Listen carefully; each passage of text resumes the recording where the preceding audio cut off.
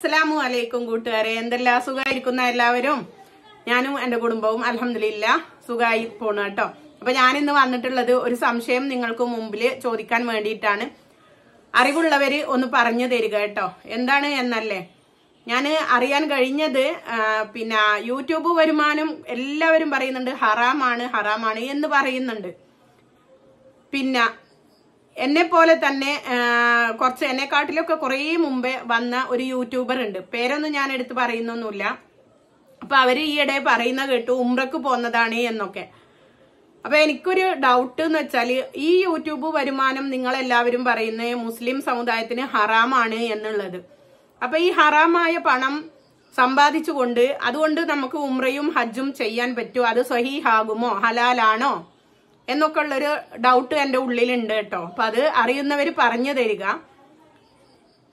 പിന്നെ എല്ലാവരും പറയുന്നുണ്ട് മുഖം കാണിക്കാണ്ട് വന്നാൽ ഹലാലാണ് എന്നൊക്കെ ഉള്ളത്. ഇതിന്റെയൊക്കെ വ്യക്തത എന്താണ് എന്നുള്ളത് അറിയില്ല, അറിയാൻ പാടില്ല എന്നിട്ടാണ് ചോദിക്കുന്നത്.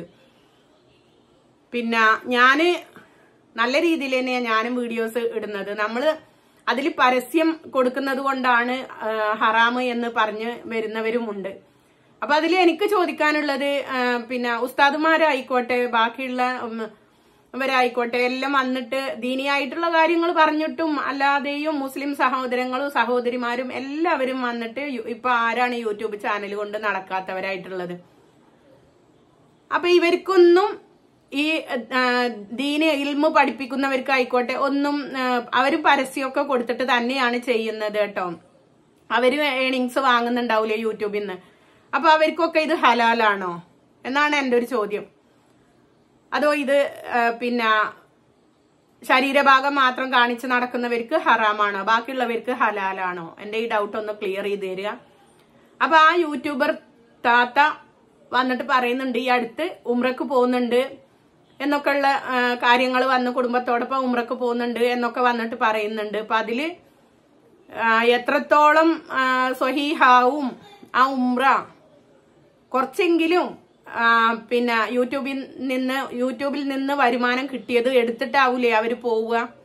ഏതെങ്കിലും വഴിക്കലൂട്ടെ, ഇപ്പൊ എല്ലാ തരത്തിൽ നോക്കി കഴിഞ്ഞാലും ഏതെങ്കിലും വഴിക്കലൂട്ടെ അവര് ഉംറക്ക് പോകുമ്പോ ഒന്നെങ്കിൽ ഡ്രസ്സ് ആയിക്കോട്ടെ, അല്ലെങ്കിൽ ബാക്കിയുള്ള കാര്യങ്ങളായിക്കോട്ടെ, അല്ലെങ്കിൽ പോക്കിന്റെ ചെലവായിക്കോട്ടെ, അവിടെ പോയിട്ടുള്ള ചെലവ് കാര്യങ്ങളായിക്കോട്ടെ, ഇതൊക്കെ യൂട്യൂബ് വരുമാനം കൊണ്ട് ചെയ്യുമ്പോ ആ ഉംറ സ്വഹീഹാവുമോ?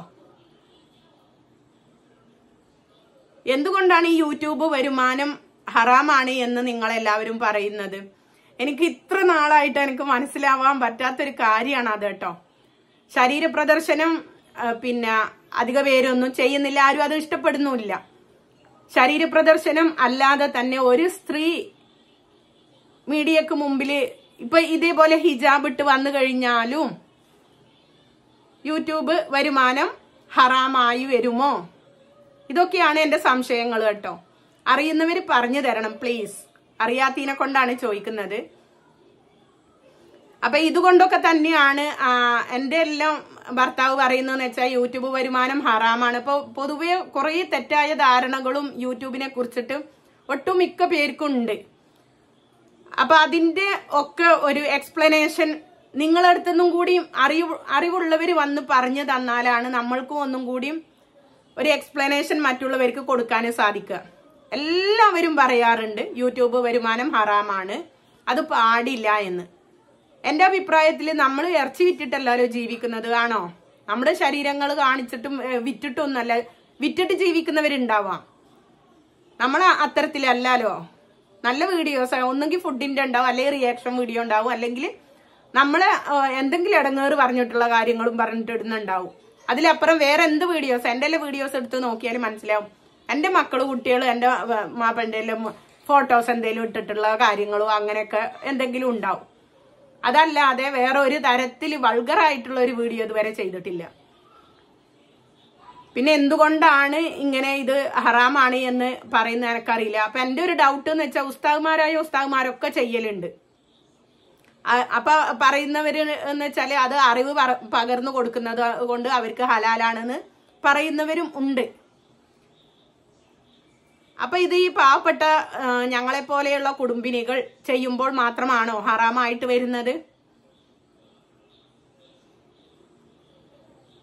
ഇതിന്റെ പൊരുൾ എന്താണ് എന്നുള്ളത് എനിക്ക് എത്ര ആലോചിച്ചിട്ട് മനസ്സിലായിട്ടില്ല. പിന്നെ ആ യൂട്യൂബർ താത്ത ഉംറക്ക് പോയാൽ അതെങ്ങനെ സഹിയാകും എന്നുള്ളതും എനിക്ക് എത്ര ആലോചിച്ചിട്ട് മനസ്സിലാകുന്നില്ല.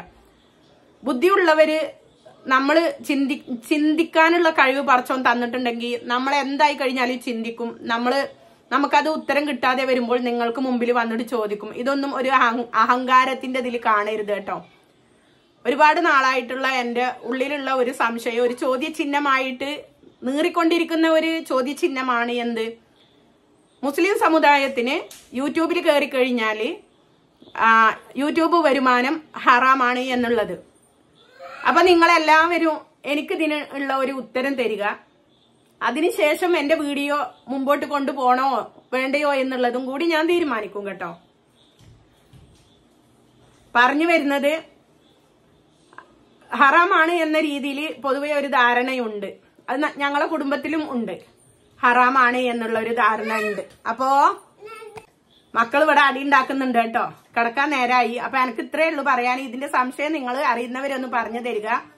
അതിനുശേഷം ഞാൻ എന്റെ ഹസ്ബൻഡിനോടായാലും പറഞ്ഞു കൊടുത്ത് മനസ്സിലാക്കിയിട്ട് എന്റെ ചാനലും കൊണ്ട് മുമ്പോട്ട് പോകണം എന്ന് തന്നെയാണ് എന്റെ ഇഷ്ടം. എനിക്ക് എന്റെ താല്പര്യം അത് തന്നെയാണ്.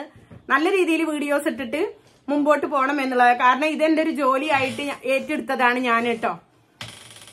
പിന്നെ നമ്മൾക്ക് ഒരാളെ മുമ്പിലും കൈ നീട്ടാതെ നല്ല രീതിയിൽ എന്തെങ്കിലും കിട്ടുന്നെങ്കിൽ കിട്ടിക്കോട്ടെ. പിന്നെ മനസ്സിനും ഒരു ഇതുണ്ട്. കാരണം എന്ന് വെച്ചാൽ നമുക്ക് ആരെല്ലാം ഉണ്ട് എന്നുള്ളൊരു ഫീലാണ് വരുന്നത്. അപ്പൊ അതുകൊണ്ട് മാനസികമായിട്ടും എല്ലാം കൊണ്ടും ഞാൻ യൂട്യൂബിൽ കയറിയിട്ട് എനിക്ക് യൂട്യൂബ് കൊണ്ട് നല്ലതേ ഉണ്ടായിട്ടുള്ളൂ. ഇതുവരെയും എനിക്ക് നല്ലതേ ഉണ്ടായിട്ടുള്ളൂ. നല്ല സുഹൃത്തുക്കളായി കഴിഞ്ഞാലും എന്നെ സപ്പോർട്ട് ചെയ്യാനായി കഴിഞ്ഞാലും ഒക്കെ എനിക്ക് ഇതുവരെയും നല്ലതേ ഉണ്ടായിട്ടുള്ളൂ.